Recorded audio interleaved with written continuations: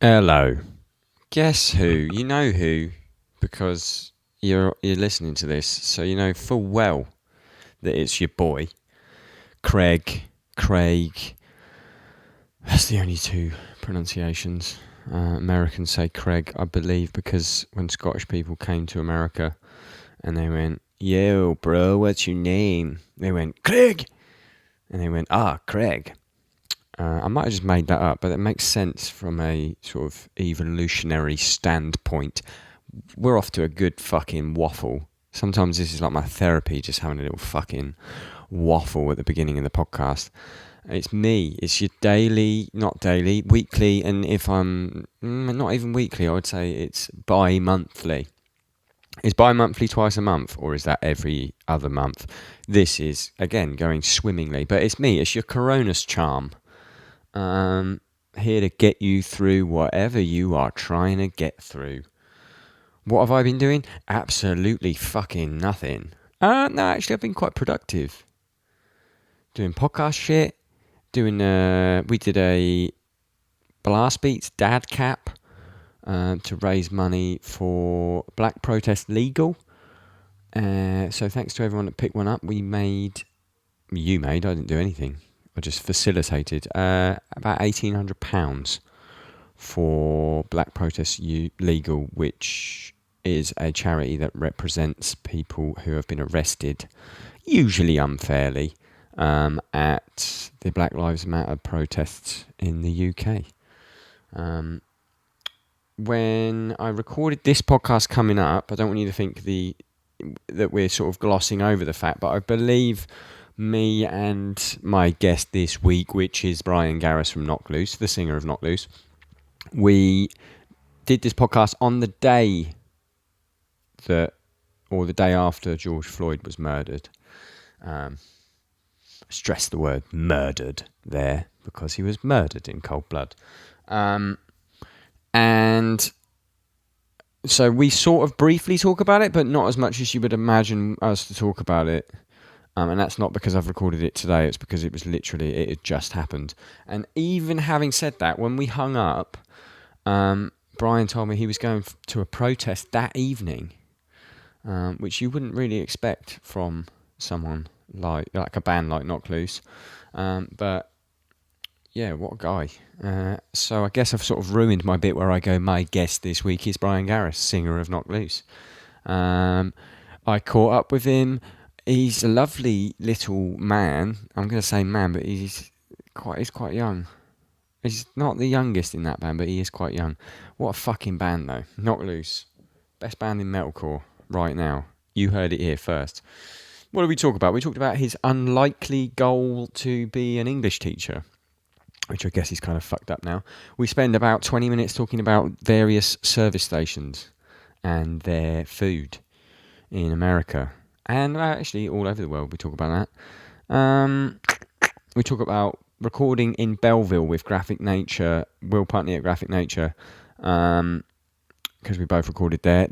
He's got a cracking ghost story about that same place. The follow-up to the Piss Ghost story from the Tom Williams podcast. So if you haven't heard that, go and listen to that. And you can get like a ghost double bill, like Ghostbusters 1 and Ghostbusters 2. I believe I mentioned Ghostbusters 2 in last week's podcast, so maybe that'll be a theme. And what else did we talk about? We talked about some tragic conditions that led to Knock Loose donating $10,000 to victims of domestic abuse. We just generally had a chat about why his band's so big and why he's such a nice guy. And I probably talked a bit of shit. What can I do? What can I plug? If you're listening to this in the future, on June the 26th, there is a new drop of Downbeat merch at www.thedownbe.at, so it spells Downbeat. Summer range. I got shorts, stage shorts / gym shorts. They're short shorts, they're camo, and they are custom made. They're not just a blank that I've embroidered on. They're like a little embroidered stick pentagram, custom made to make your quads look big. Be good for playing in. They got like a mesh lining. so you don't have to wear boxers when you play live, because it annoys me ruining boxers on tour. So it's basically got like a pair of boxers built in. They dry fast. What else we got? We've got snapbacks, new range of hoodies, t-shirts. Hopefully that's out by now. I mean, it won't be if you listen to this on release day, but if you're listening to this a week after it, go and get something, please. If you don't like any of the clothes, or you simply are a naked person, but you're like, you know what? I want to help this motherfucker right here. There's a little donate button on the website. Or don't, or just enjoy this on notfest.com or wherever else you're listening to it. Please let me know where you're listening to it. You got me on Instagram, you got me on Twitter, you want all my links, you just go to onlyflams.com, because that's where I put all my links, because it was funny. So if you think that's a joke, I do actually own onlyflams.com, and when you go there, it's just a list of things about me. It's quite arrogant, really. Bryan Garris on the Downbeat podcast.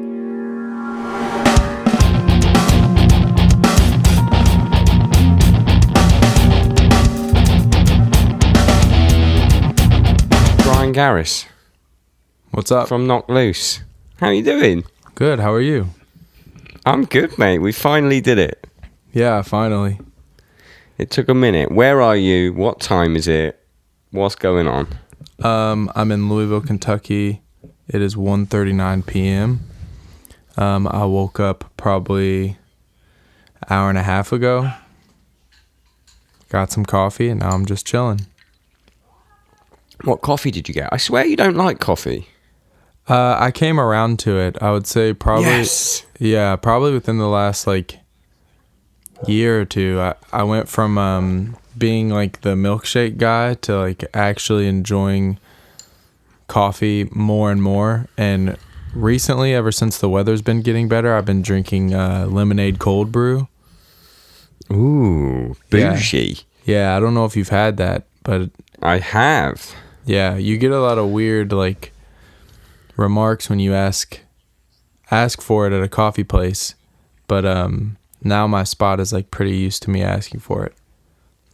So, I mean, I've had a cold brew tonic before as well, which is what some of the super hipster places have, and I fucking hated it. But the cold brew lemonade is actually pretty good. Yeah, I like it. I know that people also do the, orange juice and espresso. I don't hate that either. I can't think of anything worse. Anything orange flavor, I just fucking hate. If you put orange in chocolate, I'm out.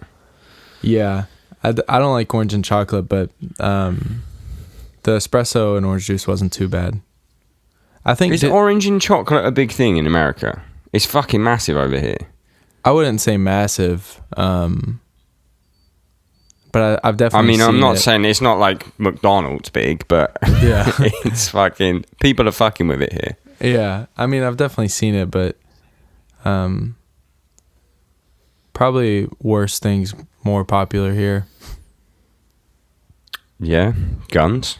Yeah, literally. Let's not go straight in on that. Didn't we get coffee in Europe? I swear when we played that show in Bristol, you, me, and Elliot. Okay, and that is when I found out that you'd got back into coffee. But yeah. I remember, when we toured with Stick to Your Guns, you guys, Stray, Stig, in America, I remember you hating coffee because it really stuck in my head. I was like, this guy needs to get into it. I was fully like a milkshake guy. And here you are. Yeah, we did get coffee, me, you, and Elliot. Oh, it was fucking good coffee as well, but I hadn't slept at all that night. I was literally on another planet. Yeah, you all also had that, terrible surprise drop and go. Oh, my God. Honestly, my worst... I mean, obviously, people have fucking horrible accidents and shit on tour, but luckily I haven't had that. But in terms of, worst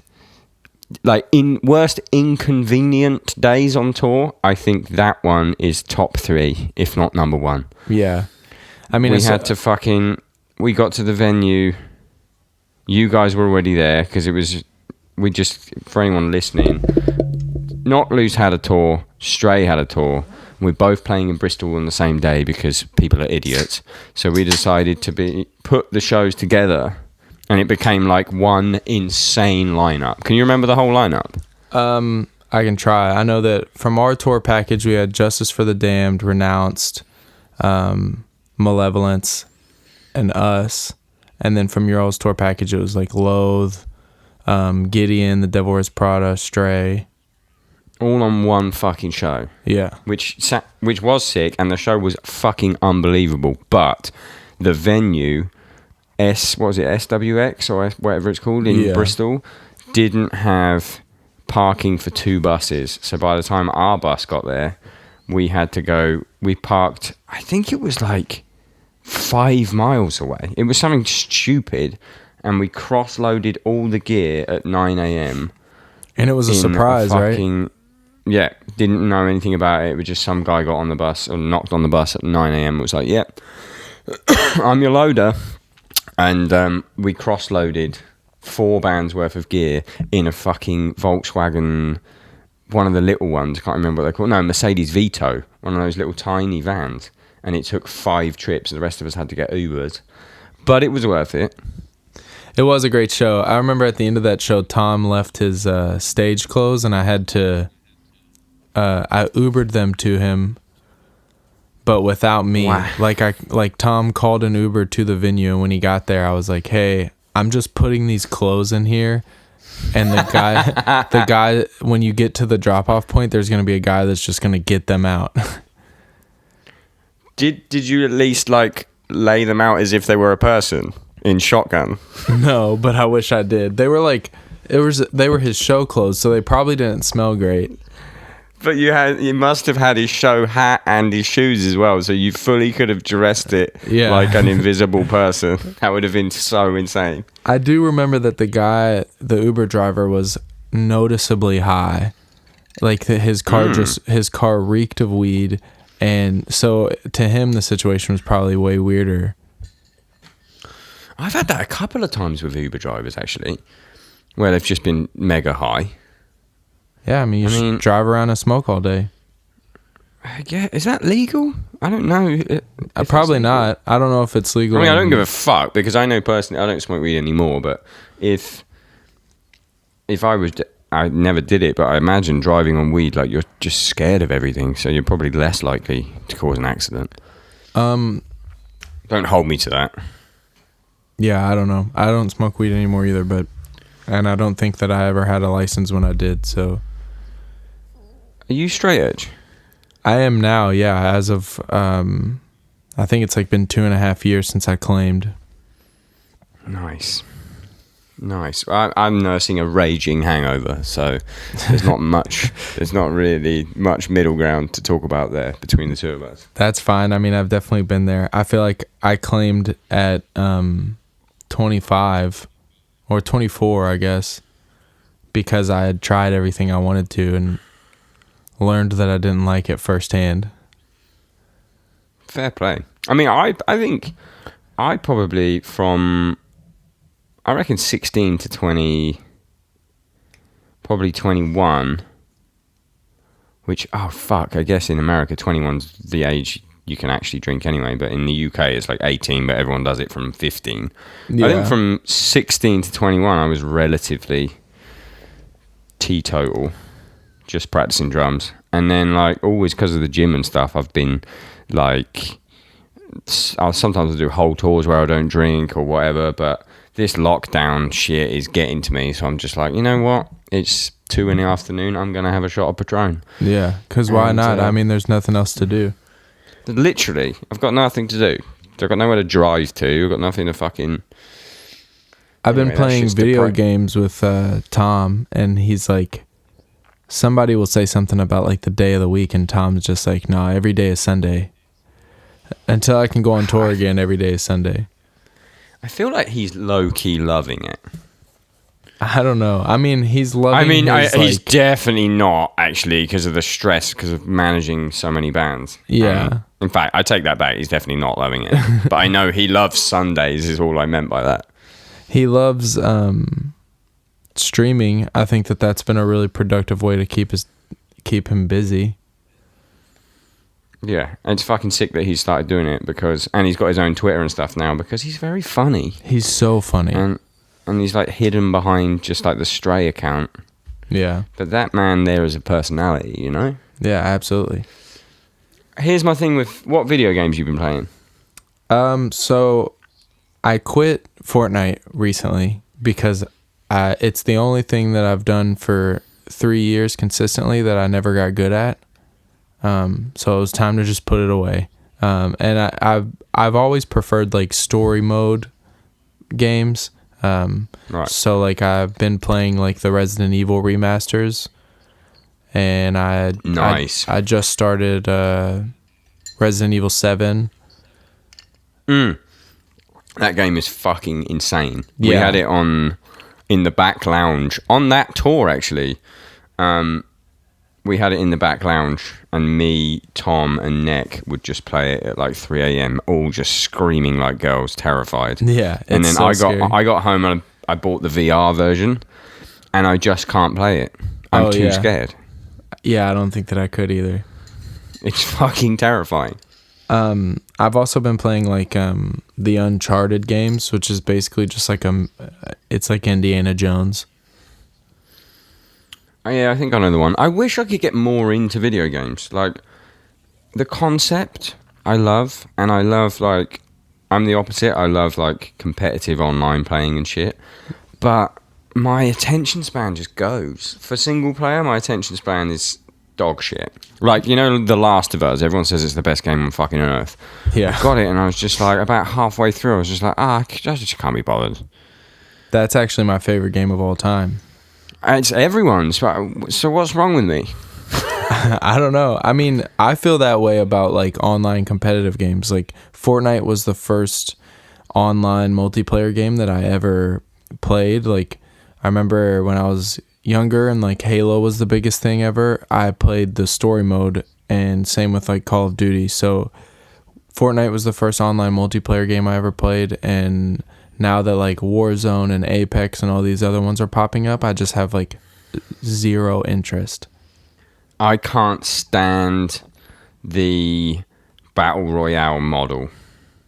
Like, I quite liked it in Fortnite, but all these like Call of Duty having Battle Royale, and like I don't know what guns are good. The learning curve is too fucking high. So everyone's like, "Do you want to play?" And then I play, and it's like, okay, I have no idea what's going on. Yeah, I need to collect fucking shield tokens and all that bullshit. Yeah, people that have been playing Call of Duty their entire life, and then I'm bad at Fortnite, so I try a harder game like Warzone, and I'm playing against people that are so much better than me. It's just like not. I would rather play a story mode and like cry to The Last of Us the whole time. Yeah, I always like skip the cutscenes and stuff, except for Resident Evil games. Like, I think that's why I didn't get into The Last of Us. It was like, do you want to skip the cutscene? And I was like, yeah, sure. So I didn't even know what was fucking going on. I was like, I get it. It's like, it's his kid, but it's not his kid. It's someone else's kid. His kid's dead. Yeah, there's some zombies, mushrooms. Zombie mushrooms. That was about it. Yeah. Let's actually talk about your band for a bit. You were in. Hang on. Were you in Europe and you flew home, or were you about to fly and you didn't before this fucking bullshit happened? So I was about to fly, but it was like I had to be at the airport in an hour when I got the text. Oh my God. So my bags were packed and I was like ready to go, and in my head I was like, there's no way a tour is going to get canceled. Like it just never seemed like a possibility for me. And I got the text that it was canceled, and I immediately got in the car and drove 2 hours to Indiana to see Terror and Kubla Khan.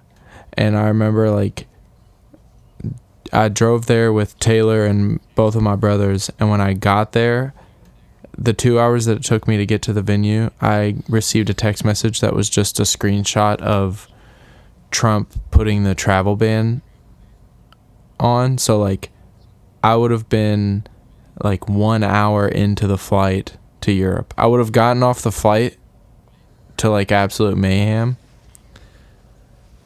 And like, just had to go straight back. Yeah, I would have had to just not even leave the airport and just... And also, like, I know our manager had a band that he manages in Europe at that same time. They had already been there for a while, so he was scrambling. So like we are lucky that we didn't end up going and it got canceled before, but I know that this band in particular was there, and they watched flights go from like $600 to $1,200 in an hour. That's fucking insane. Yeah, fucking that band Unity from Texas. Oh, yeah. Tom manages. Small band, like a fucking amazing band. I love that band. And they were like, it's their first Euro tour ever, and they were like one show in, I think, and they were just stuck. And obviously, a small band that has already paid for visas and stuff. They don't have the money for the flights back, so Tom's scrambling around to do all that shit. It was fucking insane. Yeah, it's crazy. I actually, Jay from Unity, the singer, the first time that Knocked Loose ever played Texas, we stayed at his apartment. Oh, sick. Yeah, so I fucking love that band. We've known him for a long time.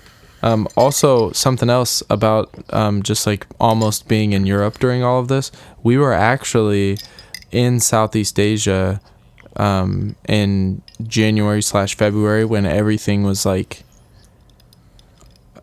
reaching its peak for the outbreak in Asia. Like it was before it really branched to the US. I think that there were like less than 100 confirmed cases in the US, but there was like, we were literally following it in Asia. Like we played Indonesia, and we would hear like, oh, confirmed cases in Malaysia, and we were like, all right, well, we're going to Malaysia tomorrow, so fingers crossed. And then it would be like, oh, confirmed cases in Singapore, and we're like, okay, well, that's tomorrow, so fingers crossed. Like we literally followed it the entire time.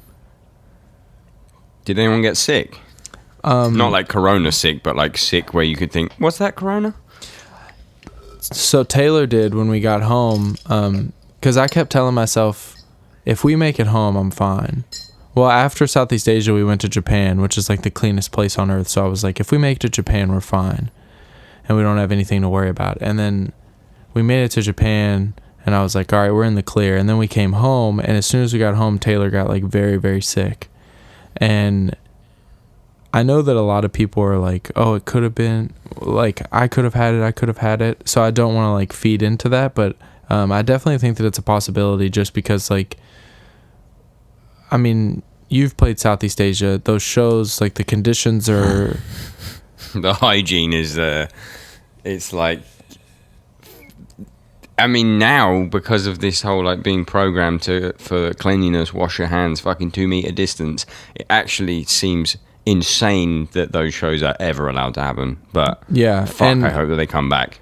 Yeah, absolutely. But it was like, it was our first time, and so I'm dealing with the culture shock, and at the same time, the only thing I'm seeing on Twitter is that this virus is killing everybody. And then we're in Malaysia, and we go to like this... We're driving from one city to the other, and we stop at a rest stop, and there's like a food court in this rest stop, and the people that were driving us are like, you can eat here. So we walk in, and there's like 100 people, and they're shoulder to shoulder at picnic tables, and they're eating with their bare hands, which is like, it's normal for them, but it's just so foreign to me. And I was like, yeah, this isn't happening. Like, I can't eat here. And then you play the shows, and you get to interact with all of these fans, and it's just like hours of you talking and shaking hands and hugging. And I was like, yeah, it's definitely a possibility that we could get it. And then we came home, and as soon as Taylor started feeling bad, we went to the doctor. And they asked, like, they always ask, like, have you traveled abroad in the last 60 days or whatever? And Taylor told them yes. And when she started listing off all the places that we had been, they looked at her like she was an insane person. And they immediately took us back into a room, and they started doing these tests on her. And then they were like, we think that you have the flu.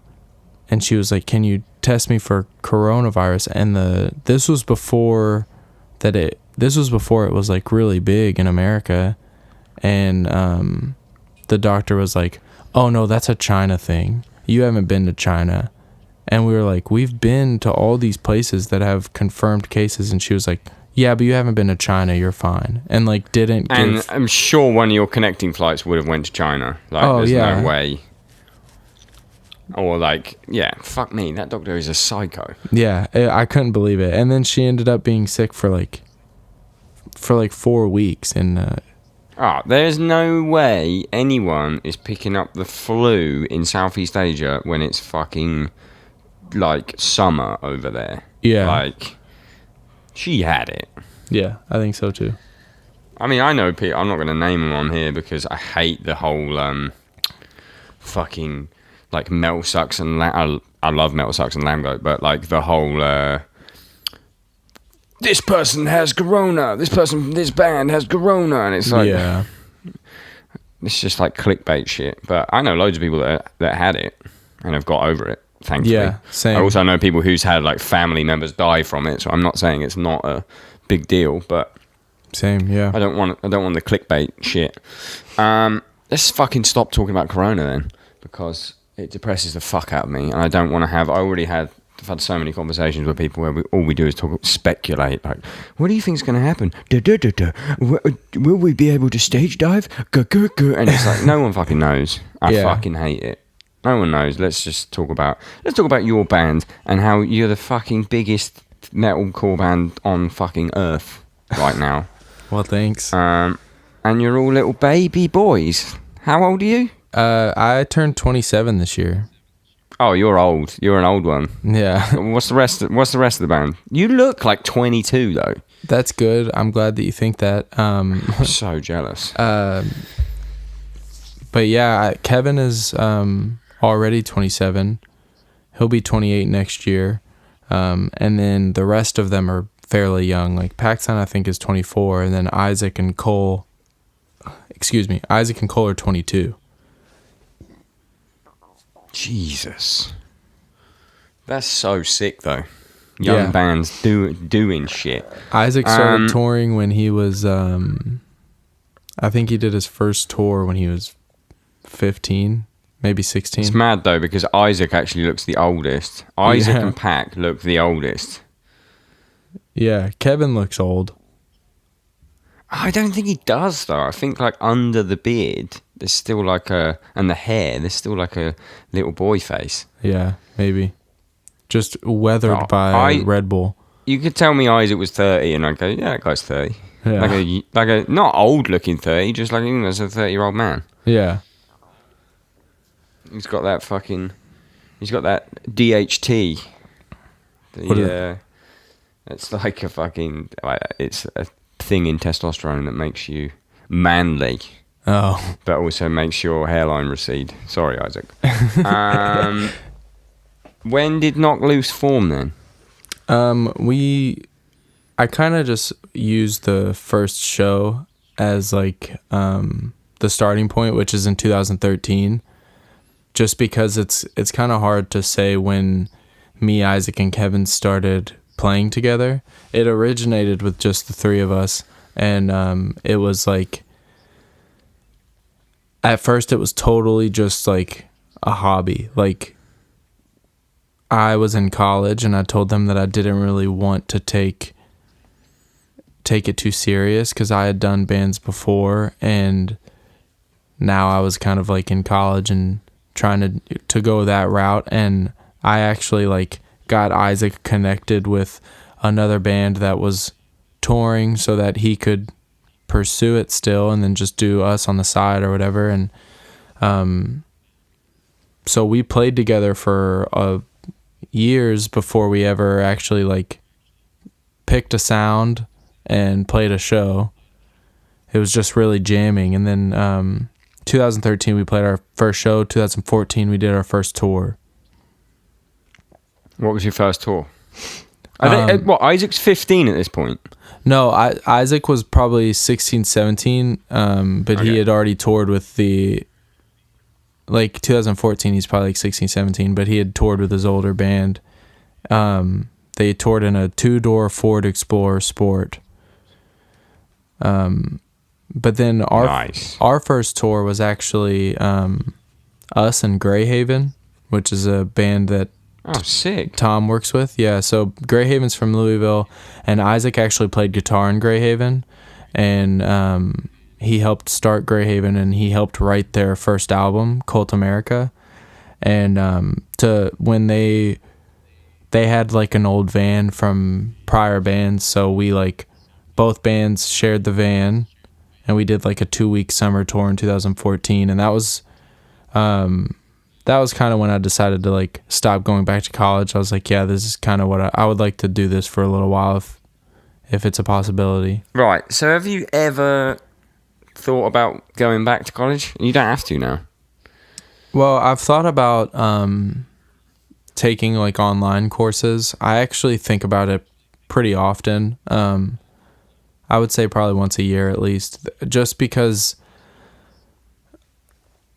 I don't know, I don't want to be negative, but like if something were to ever happen, and I just wouldn't want to have to start from scratch. And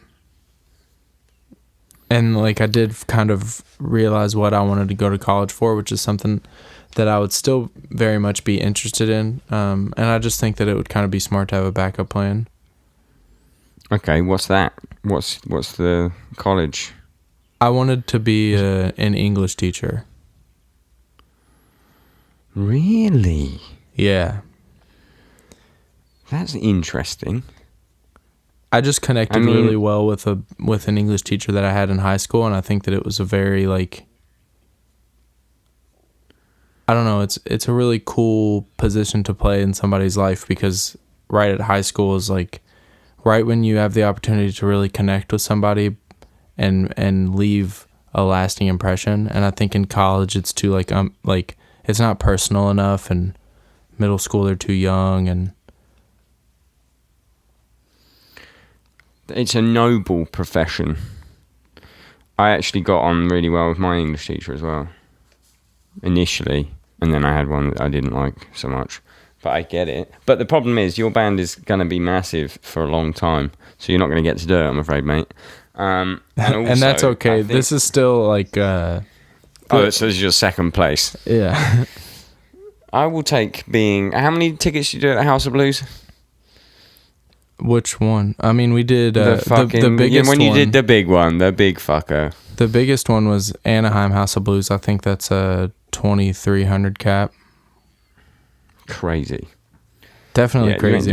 You ain't doing English, motherfucker. That's not happening. Sorry. They got a skateboard on the wall now. What, a knock loose one? Yeah, like when you sell out Anaheim House of Blues, they make you a skateboard that has like the flyer of your show, and they put it on the wall. So like when you go, when you go to that House of Blues, like in the main hallway, the walls are covered in skateboards that are of all the shows that have happened there, and we have one up there now. That is so fucking sick. Yeah, it's Who awesome. are you next to? Do you know? I don't, because I haven't been there since we played. Fair. I hope somebody's sick. Yeah. I mean, it's got to be someone at least good.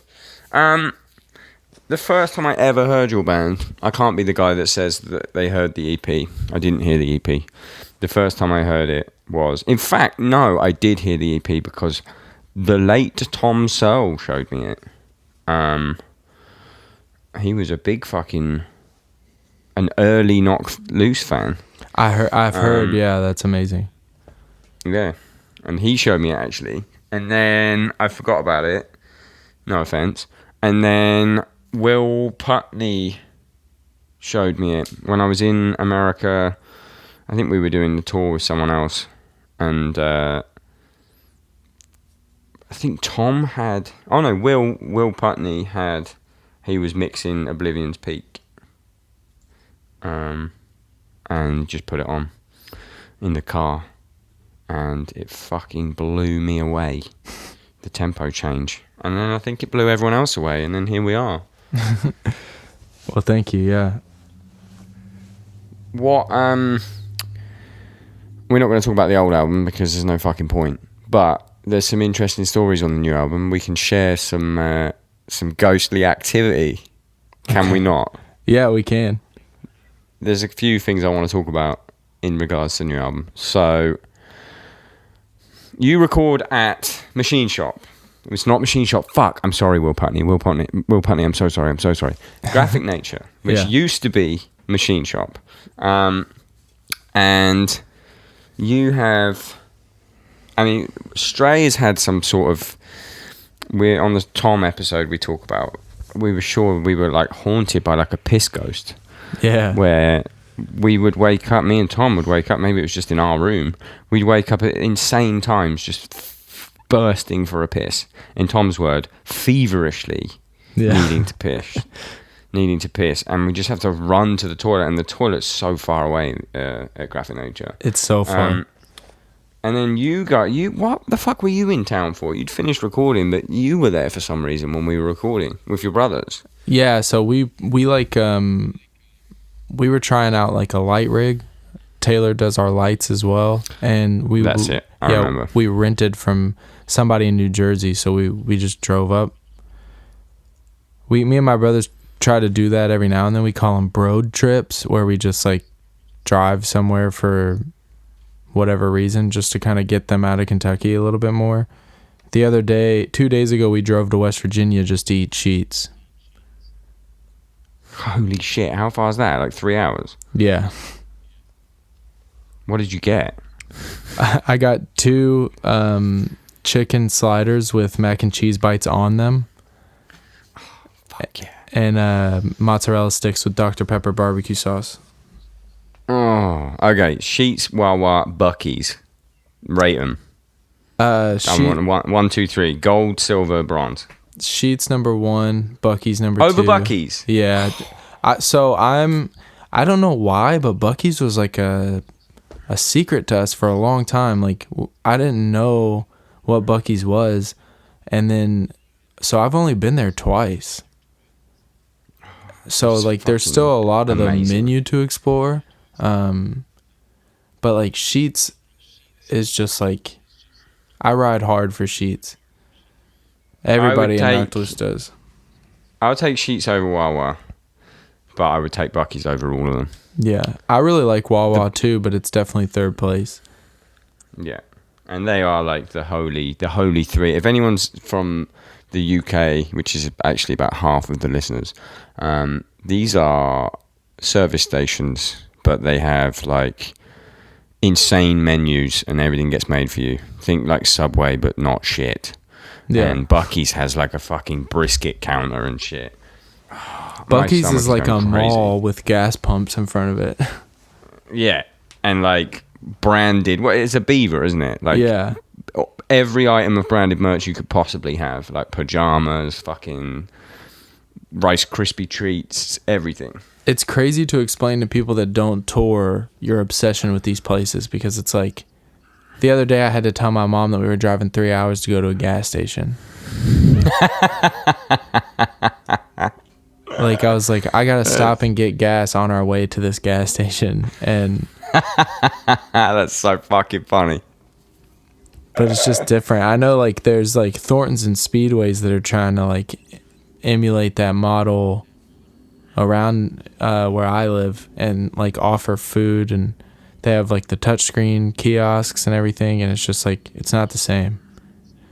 Where's that? Around by you?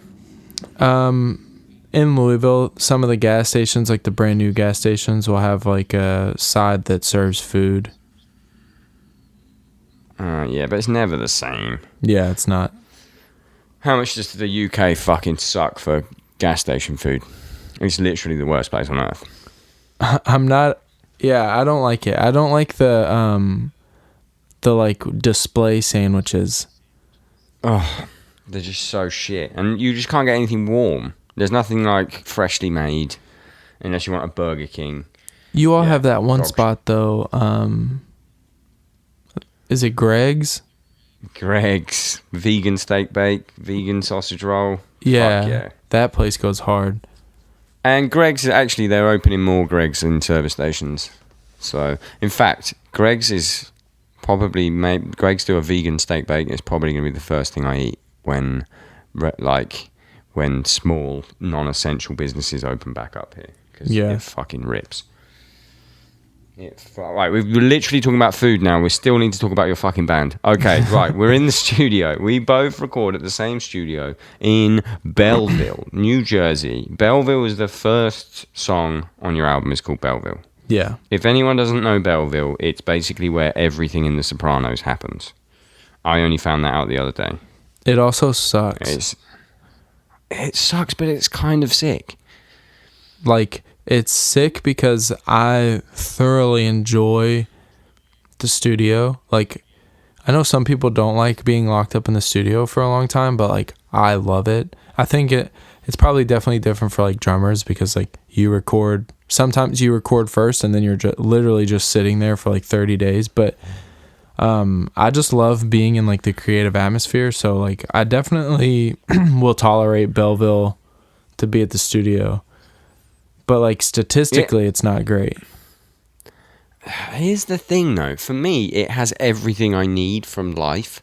Like, there's always fucking sweet hangs and making music in the studio with people who are funny as fuck. Shout out Randy, shout out Steve. Yeah. And then there's a fucking insanely good gym down the street. So I get that out of the way. I get my music out of the way. I get my gym out of the way. No. You go the other way. You go left out of the door and then left again. And up that street, there's a fucking insane, huge gym called Signature Fitness, actually. Shout out Signature Fitness, actually, because they let me and Tom in and Andy from Eat It all the time for free. It's fucking sick. And then you got like BGL for a nice breakfast sandwich. Yeah. I got food, I got gym, I got drums. That's it. That's me watered. As a plant, that's all I need. Yeah. I mean, I definitely agree. It's a grey place. If I lived there, maybe things would be different. But as like a little weird vacation, musical vacation.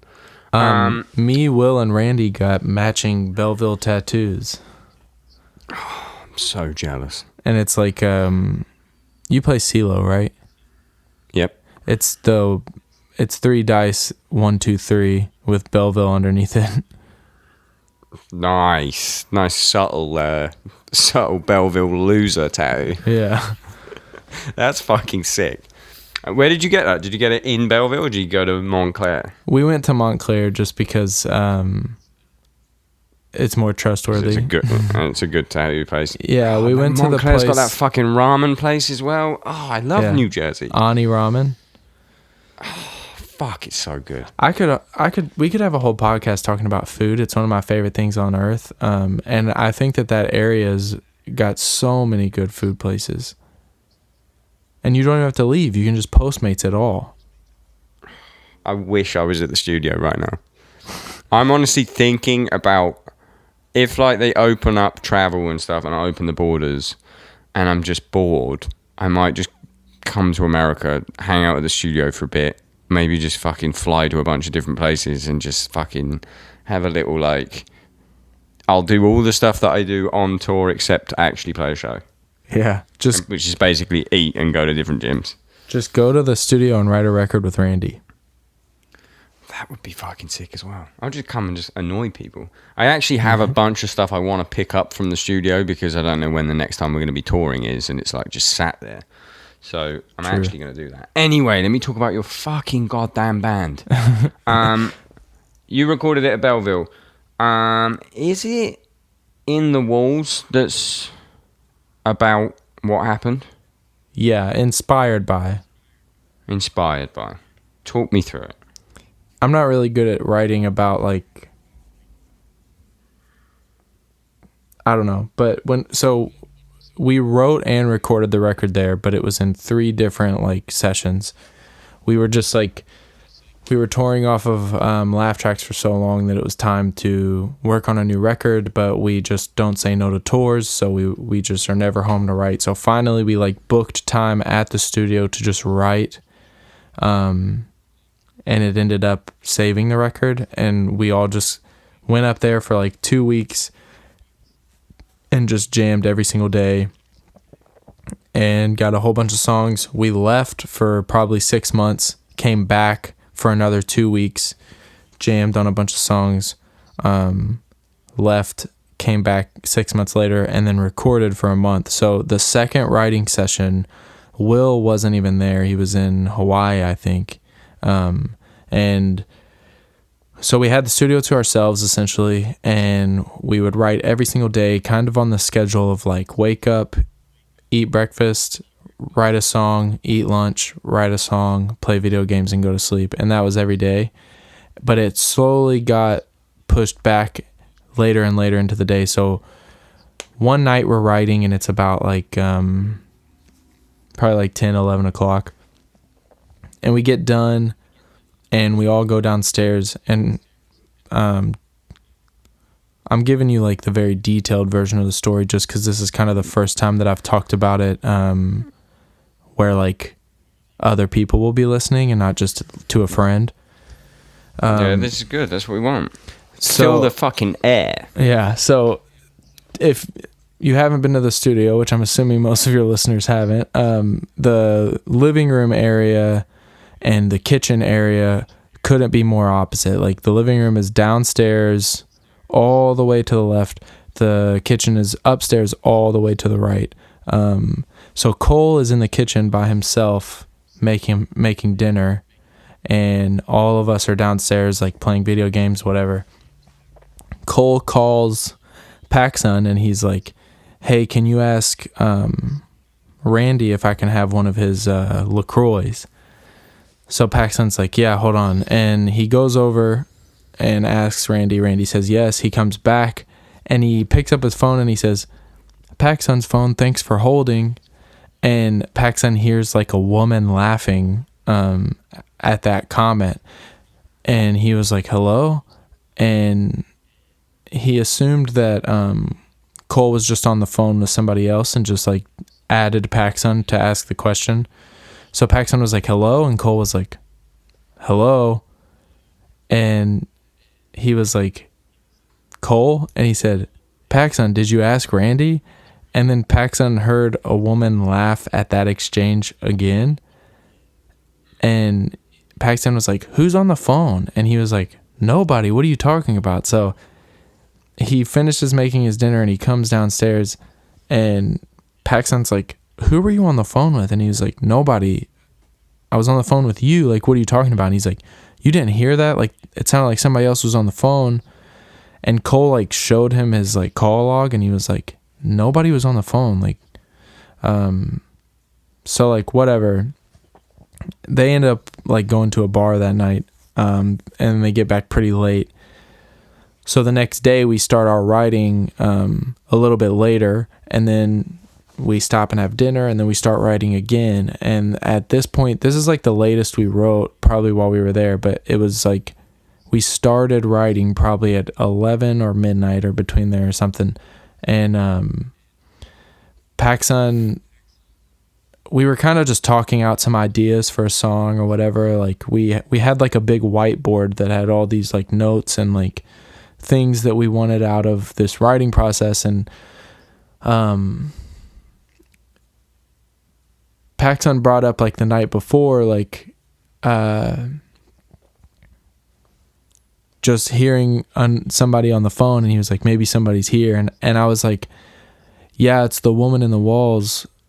She's following you. And I just said that to be funny, like to give this like joke a personality. I was just like, it's the woman in the walls is the first thing that I thought of. And we were like, oh, that's creepy. So we were like, oh, let's write a scary song. And like we turned off all the lights in the jam room, and we lit a bunch of candles, and we started writing like quote unquote a scary song. And that song ended up being In the Walls.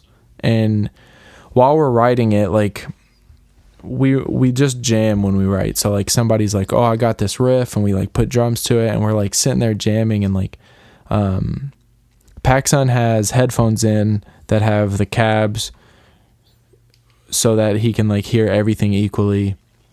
Yeah. And while he's playing, it starts to pick up like radio static, which isn't uncommon at all for like amps to pick up a radio signal. It's just like it just added to the fact that we were like kind of spooked out, and when you're spooked out, you do things to make yourself even more spooked out. So like PacSun's like, I've got radio, and like we're creeped out, so we're like, whatever, we keep playing.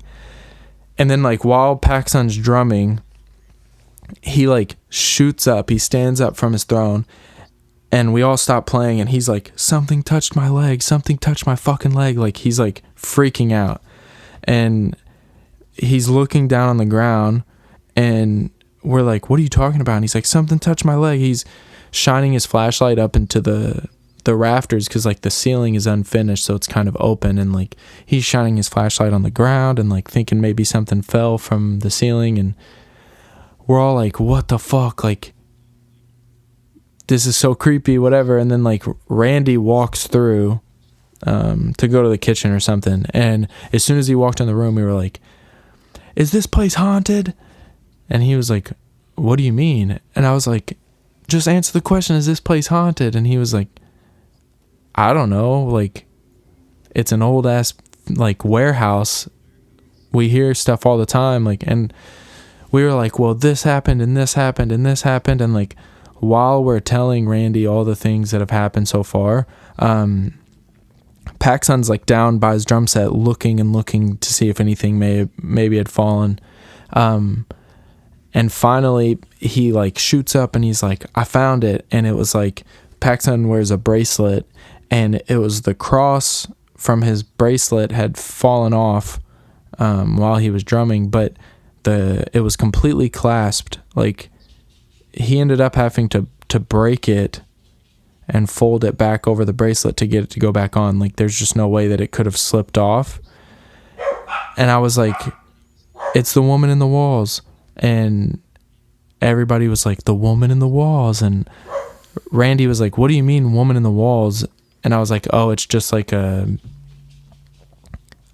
funny name that I gave it. And he was like, that's super weird, because like right behind the drums there's like a shelf of snare drums that go all across the back wall in the big jam room, and there's a doorway there. And he was like, that's like a room, and they like drywalled it off.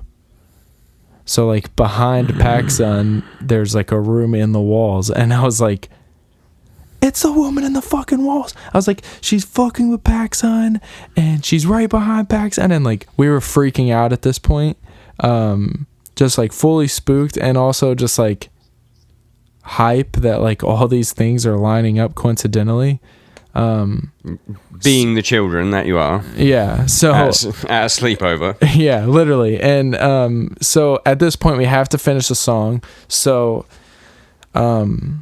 we keep jamming and we finish it, and I don't know how familiar you are with the song, but at the end of the song it ends with like a really weird like melodic guitar thing. Well, when we originally wrote it, it didn't end with that. It just ends with the breakdown.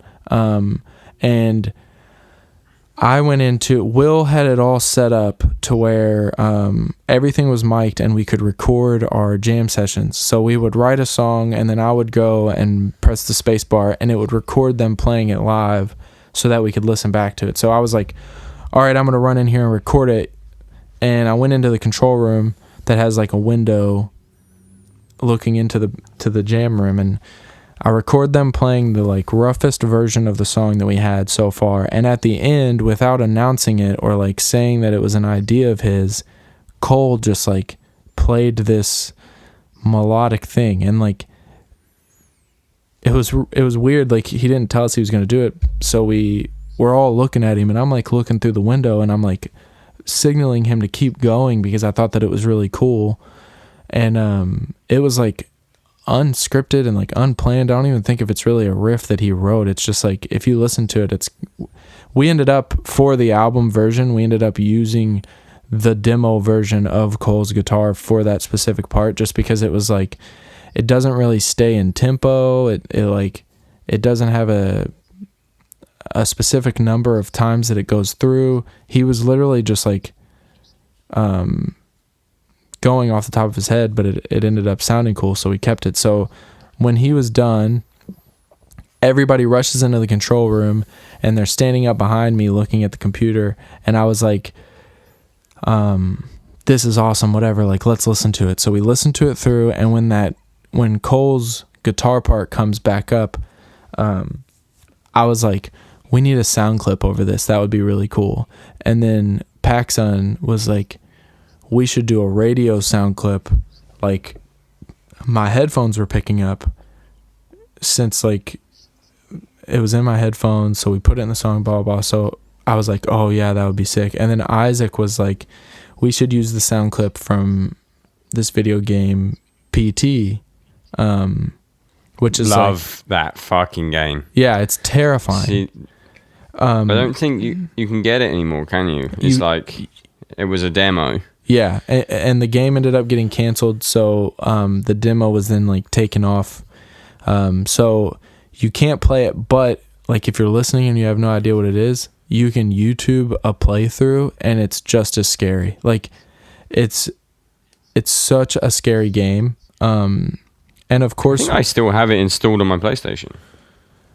Which is crazy because a lot of people were selling their PlayStations. I know that I had a friend that had PT downloaded on his PlayStation, and he sold it for $400. No way. Yeah, because of how popular the game was. But spooky. Right, carry on. So Isaac's idea is to use the sound clip from this video game, and I was like, oh, that's brilliant or whatever. And of course we ended up not being able to use the exact thing because of copyright or whatever, but the original idea was this. So we pulled it up on YouTube, and I looked for like a good enough version of this radio clip, and I found one. So I was like, okay, let's see what it's like. I had YouTube pulled up and I had Logic pulled up, and I went to the song and started it from the beginning, and we're all listening to it. And then when that part comes, I hit play on YouTube, and like I said before, it was unplanned, and there was no specific amount of time that Cole played this riff.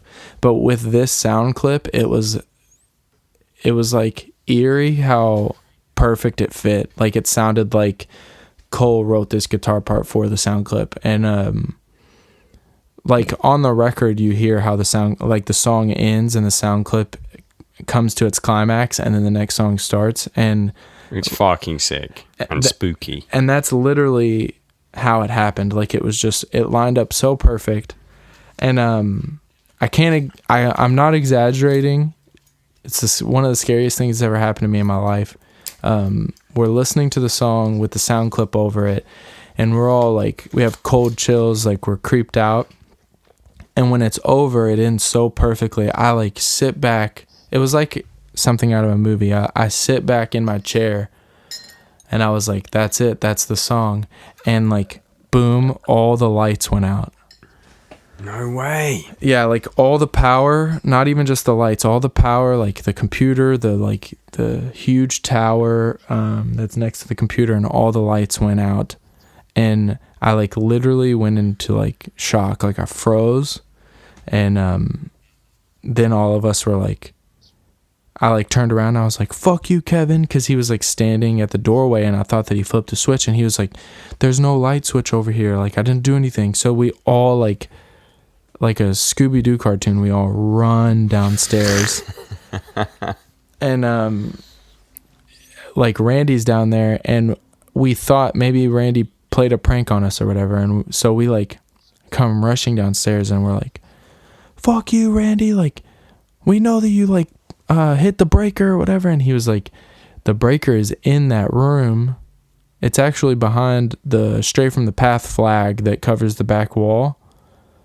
Shout out Stray. Yeah, shout out Stray.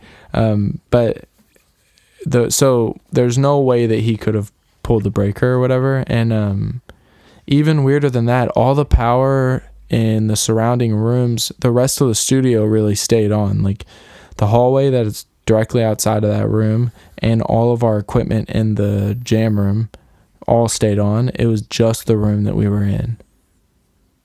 That's fucking crazy. And then End recorded like not long after you, and they had some fucking spooky shit happen as well, which I won't talk about because their album isn't even out with the spooky shit on it. But they managed to record some spooky shit. Yeah, which is like crazy fucking shit. Because Will didn't know that happened to us, so like we left.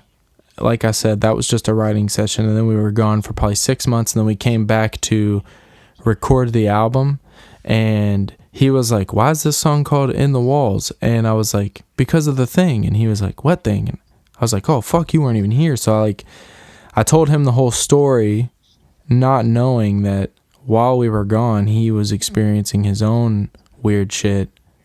That you'll have to get one of them on here to like explain when the time is right, but like the way that it lined up was just like further proving that what we went through was like just not a exaggeration or like something that we like played up in our own head. Like it was like actually really scary. It was like the only thing like that I've ever experienced. It's like, it's kind of on brand as well that we sort of experienced something like it, but it was funny. Ours was just like the ghost going, let's make these guys piss loads. Yeah. Yeah. Like, nothing spooky, just like, let's give them a minor inconvenience. Yeah. Inconvenient piss ghost.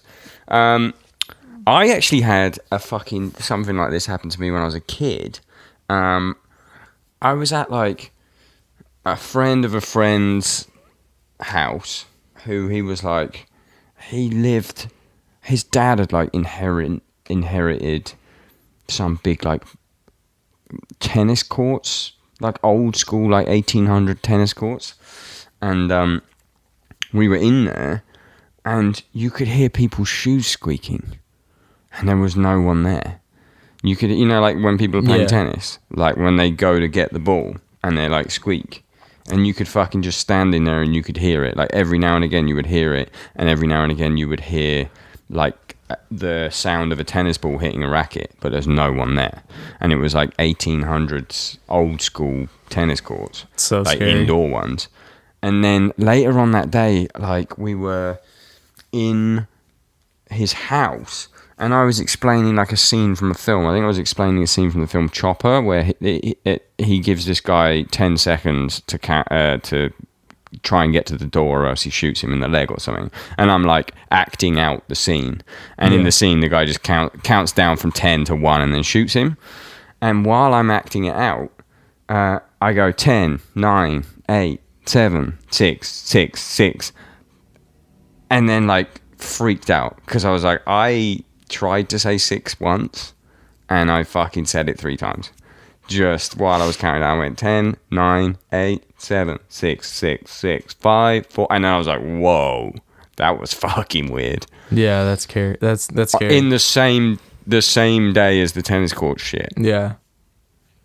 Fucking cool. No thanks, man. Love ghostly stuff. I do. Big fan. I do, but it's like,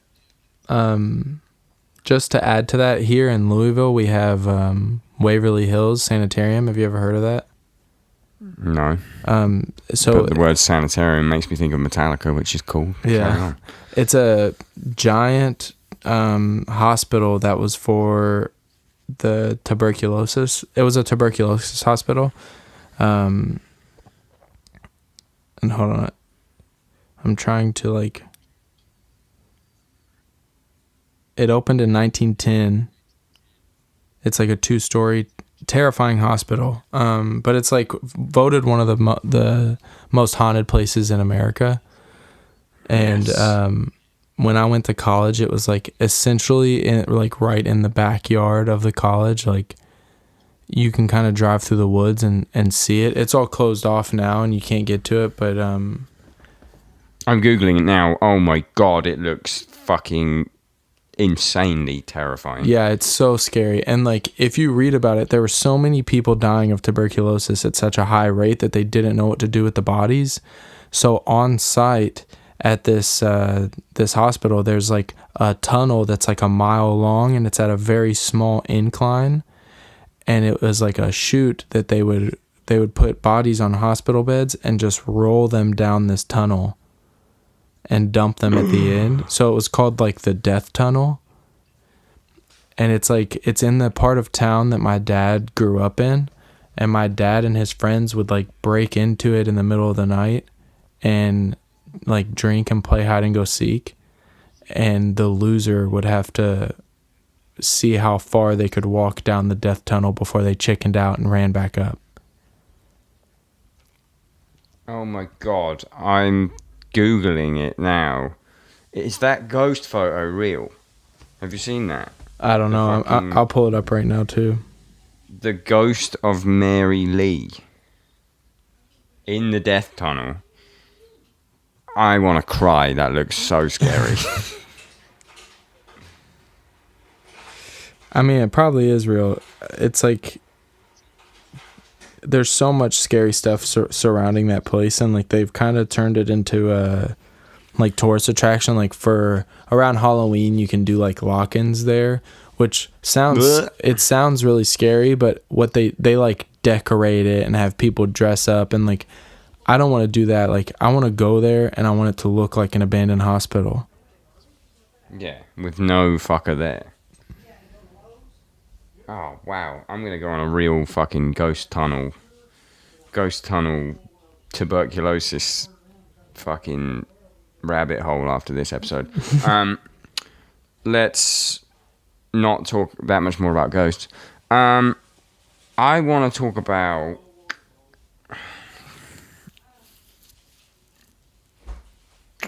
how much money you raised for fucking victims of domestic abuse. Oh yeah. How much money did you raise? Very close to $10,000. Jesus. Yeah, it was amazing. People really, really stepped up and helped us be able to do that. Yeah, it was fucking unbelievable. I'd love to know if a certain band has raised that much. I'm not going to name the band, but no one ever puts the figures out, do they? They go, yeah, a percentage of this is going to fucking this. But you guys were like, here you go, we raised 10 grand.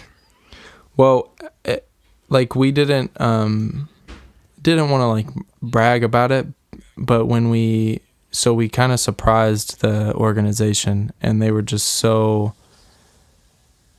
like blown away that they wanted us to like come up there and deliver it in person. So we like got one of those like big cheesy checks, and we got to like meet them and kind of just talk to them about what they do and talk to them about why we chose that cause to specifically donate to. And they wanted a picture with us for their website. And so we wanted to post the picture as well. Also because like not obviously not in like a bragging sense, but in a way to say like, you all did this. Like we didn't do it. We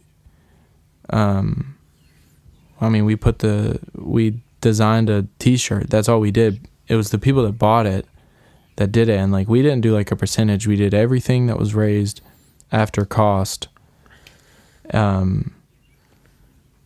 And it was just really which amazing. is the way to do it, because so many bands go, a percentage of this is going to fucking, and it's like, is it a percentage? Well, fucking, I can give 1%.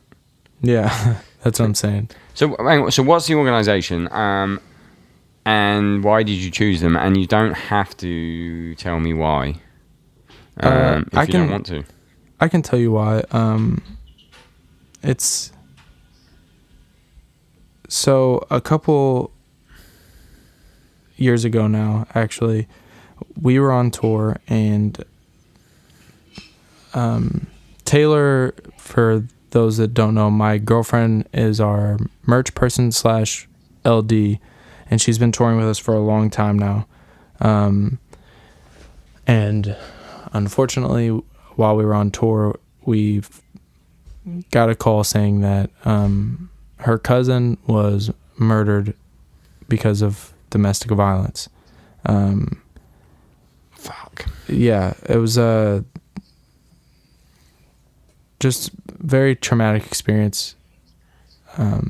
So like I actually left the tour. We both left the tour. It was the first time that I've ever done anything like that, but just to come home and like we've been together for a very, very long time. So her family's my family, and just to be with everybody. And it was a situation that impacted all of us very deeply. Even the rest of my band that didn't know her personally, they consider Taylor family. So like it was a very, very big moment for us. And it happened in the month of October, which is Domestic Violence Awareness Month. So it was kind of like the idea was kind of birthed then, but we didn't really have the time that we wanted to execute it. So we knew that, I feel like at least once a year we try to do some charity based like shirt, because like at the end of the day it's like literally no skin off my back whatsoever. Like you just, exactly. You tweet, hey, here's a shirt, if you want to buy it, we'll just give all the money away. Like you're not taking money out of my pocket, and I'm not working. Like the people are getting paid to print the shirts, and then it's just a way to like take advantage of the platform, I guess. So when the time came again, it was like, yeah, let's do this now. Like we have the time to like to put the effort into it that we wanted to, and we let Taylor pick the organization. And it was actually a local based organization called the Center for Women and Families here in Louisville, Kentucky, that kind of just like offers like a safe haven for people that are experiencing domestic violence, and counseling. And they definitely are a smaller organization, so something like that could we realized that something like that could benefit them. And the guy, our friend Ridge, that helps us design everything that you've seen with our name on it since A Different Shade of Blue came out, including the A Different Shade of Blue album art. He designed the shirt, and I think they did an awesome job. And then it just spread like wildfire, and it was just truly amazing that it worked out the way that it did. And I could definitely see us continuing to build some kind of like support system for that organization, just because it's so important for the community. I think it's fucking sick that bands like yourself, who are in like, you're in a big position, you're in a position to help, but you're not a political band, or you're not like a band that's known to be doing things like this, but you're doing more than a lot of bands that claim to be that way. And even I noticed this lately in the last few days, I've noticed it like absolute fucking crazy, the George Floyd shit. Like, obviously a man was murdered by the police, which on camera. On fucking camera. It's a horrible, horrible video. But if it's a shame something like this had to happen, but I've never seen so many people and so many bands that usually stay quiet speak up about it. Obviously, unrelated to what we were just talking about, but with your band in particular, it's like all of you guys, like, when shit really matters, you'll post about it, even though you might have fans that don't agree with it. Like, I just think it's fucking cool from bands who aren't political doing shit like that. Yeah, I guess I've just always cool like, from a writing side of things, I'm not really good at articulating those kind of thoughts into song. I kind of use writing as like self-reflection, whatever. But at the same time, all of our ethics are in line, and we know that like with a lot of these situations, actions speak louder than words, and it's impossible to not pay attention to it. It's just at a point where like you don't have the luxury of not being involved anymore. And I think that me personally, I realized that as like being one of the people, being someone that's like, yeah, I just don't pay attention to politics. I realized that was kind of, that was my privilege. And I think that since then I've just made more of an effort to definitely stay on top of things, even though I may not always be the most vocal about it. But I do think that we do what we need to do as a band to establish where our morals lie. Yeah, and like, this is the thing, people choose not to get involved because they worry about alienating fan bases or whatever, but it's like, in my opinion, it's your right. Not even your right, it's your duty, if you have a platform and you see some sort of injustice, to fucking use your platform to talk about it. Like, you sharing the petition for George Floyd yesterday, 148 retweets, 350 likes. Like, as much as I fucking don't care about social media or whatever, like, that is, you know, you did a good thing there. Yeah. I know it's just numbers, but that's the reach and the spread from that alone is fucking crazy. I definitely see what you're saying. It's like, I just think it's cool coming from a band that you wouldn't maybe expect it from. Yeah. I'm just trying to say you're cool, man. I'm just trying to say you're a fucking cool guy. Well, thanks, man. This got dark real quick. So what we're gonna do? We're gonna do a real quick. I forgot to tell you this in advance. Okay. So this is gonna suck for you. You're gonna give me your top 5 bands of all time. Oh. Or artists. Okay. Of all time. And then that's it. That's the end of the podcast. Unless you got anything you want to plug. You haven't got any tours. I know that for a fact. Yeah, definitely not. Wait, did you do a show on Minecraft recently? I have no idea what Minecraft is, but I saw that there was a Knock Loose show. Yeah, it was a festival actually.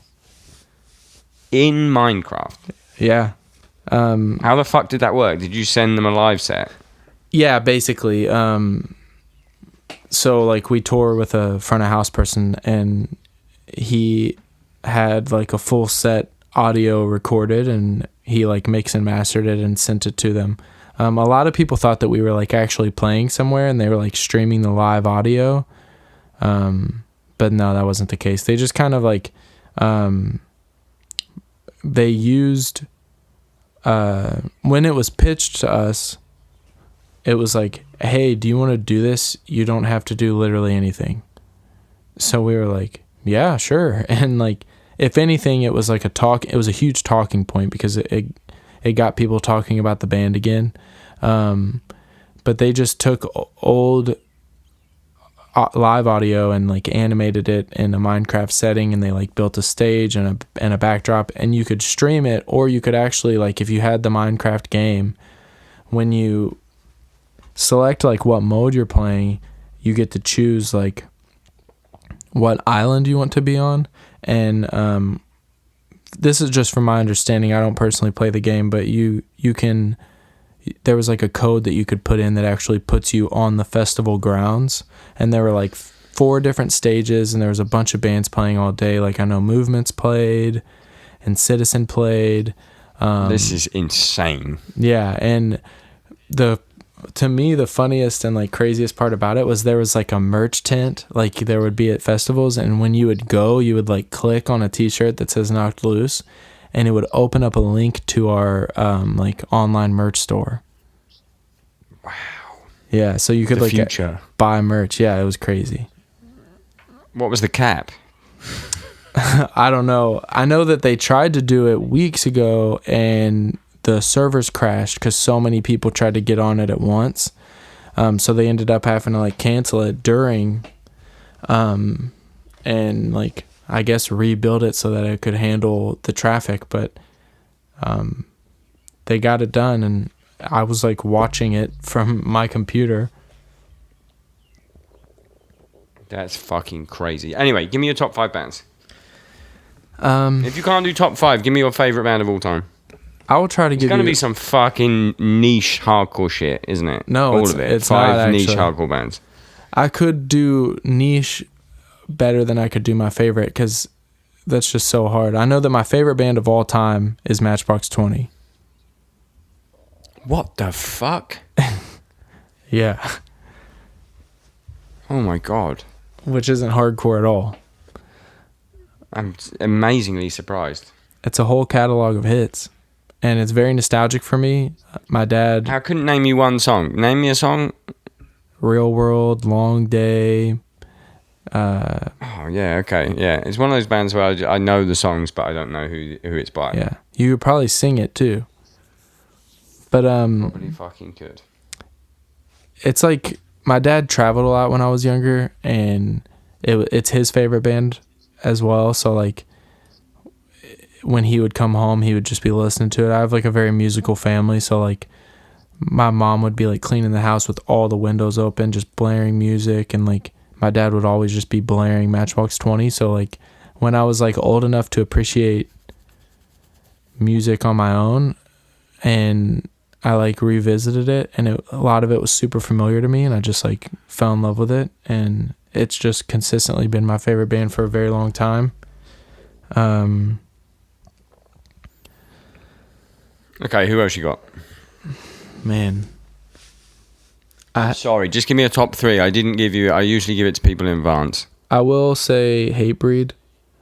Yes. I think that, dude, Satisfaction is I like Hatebreed's catalog. I don't want to sound like the fucking like cool guy. I only like the first album. I do like their catalog, but the first album, to me, I like find something else that surprises me every time I listen to it. Whether it be like the lyrics or just the fact that like it's just so heavy, and I was 3 years old when it came out. That is crazy. I mean, I love Satisfaction, Perseverance, Rise of Brutality, and then I'm like, I like songs off the other albums. But those three I like back to front. Yeah, I'm probably the same way. I also really enjoy their cover album. Yeah. But yeah, that's definitely up there. What's your favourite Hatebreed song? Either Driven by Suffering. I'm going to give you three, my top three. Driven by Suffering, okay. Beholder of Justice, or... damn, I always forget the name. What album? Before Dishonor. Nice. I think I would go... Proven, Smash Your Enemies. Oh fuck! I think my top three would all be from Perseverance. Is it Call for Blood on Perseverance? Yeah, I think so. Yeah. You want to hear my crazy Hatebreed story? Of course I do. So we did Warped Tour, and Hatebreed was on Warped Tour, and have you heard about how they pick their set list? No. So I don't know if this was just for Warped Tour or if it's like the standard, but I found out on Warped Tour that the way that they pick their set list is every single day they open up with Destroy Everything, and they end with I Will Be Heard. And then every song in the middle is whatever Jamie Josta calls out. Yes. Oh my god. So the band has to know the entire catalog at all times, and like a fucking wedding band. Yeah. And like, so they play a song and they ring out, and Jamie Josta goes, "This song is called A Call for Blood," and then they're like, "All right, let's go." Like, and they just play it. That's the sickest thing I've ever heard. Yeah. So watching them on Warped Tour, you would get something different almost every day, and like, you could tell what kind of moods Jamie Josta was in, because sometimes it was like, all right, we're gonna play fucking Looking Down the Barrel of Today, or it was like, today we're playing Kill an Addict. And like, I would like fucking freak out if I was the drummer. Yeah, right? I'd like fucking pulling out some fucking Rising Sun shit. Drew just saying, well, this song's fucking, I don't know, fucking Mad Girl or something. I'd be fucked. Yeah. And they've been a band since, I mean, Satisfaction, their first full-length album came out in 96. So, like, it's a very long catalog.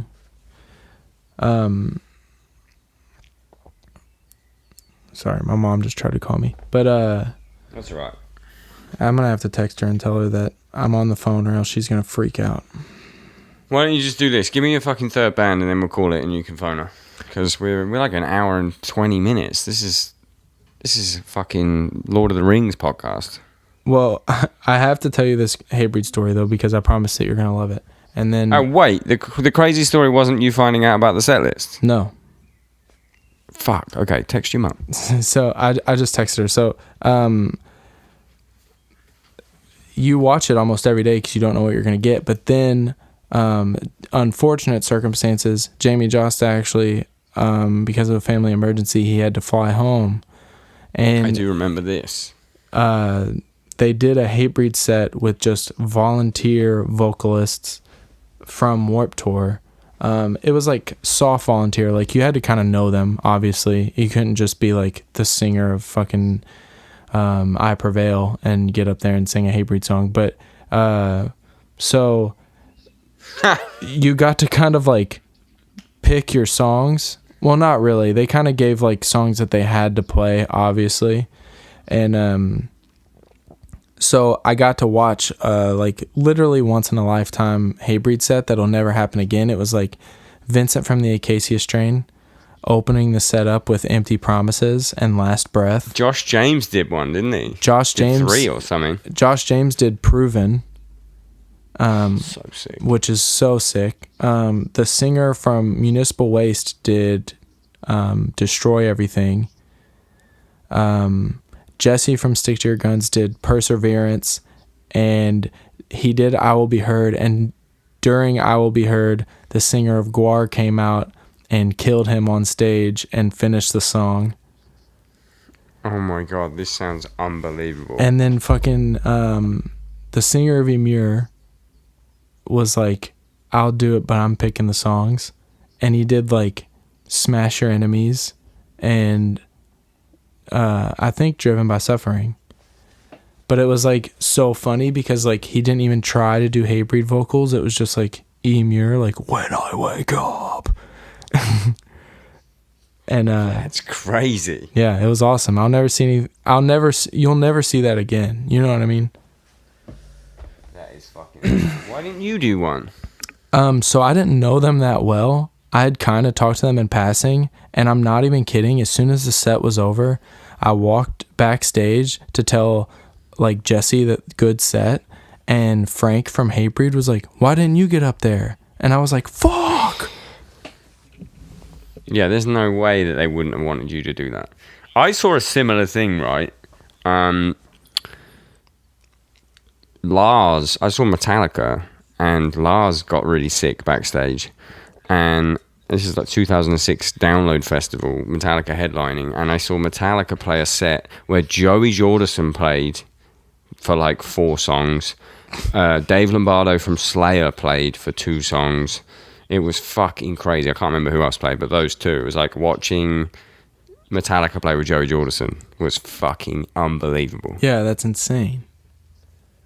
I love a good little band, a little swap, a little switcheroo. Yeah, I love stuff like that. Just like moments that like are like subculture in the grand scheme of things is so small, but when people always obsess over the past and like lore and stories from the past, or at least I do. I love like the history of hardcore and how it got to where it is today.